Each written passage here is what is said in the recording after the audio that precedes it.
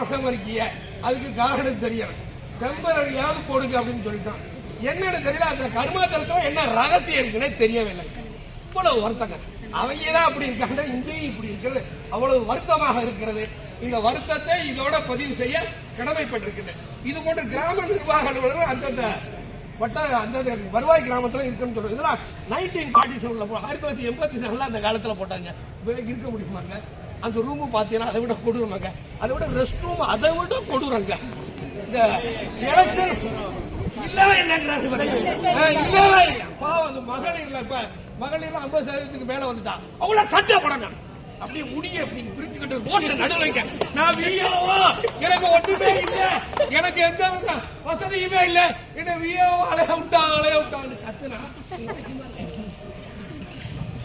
ஒண்ணுமே இல்ல. நான் அந்த ரூம்ல போயிட்டேன். அப்படிதான் தெரியுமா போமா அப்படிதான் சொல்லுவா. களத்துல வந்து கத்திருக்கணுங்க. எந்த வசதியுமே இல்ல. ஒரு கிராம நிர்வாக கூட்டத்தில் பேசினாரு. கேரளாவுக்கு போனேன். கேரளாவில் விஓ அலுவலகம் எட்டி பாக்குற மாதிரி சூப்பரா இருக்கு. ஏன் நான் கேரளாவில் மேரேஜ் பண்ணிருக்கேன், என் ஒய்ஃபு ஏன் விஓ அலுவலகத்தை பார்த்து காரிலாம் துப்பல, தலையில அடிச்சுட்டு போயிட்டா. அப்ப நம்ம மாநிலத்தில் கிராம நிர்வாக அலுவலர்கள் பணிபுரியக்கூடிய இடத்தை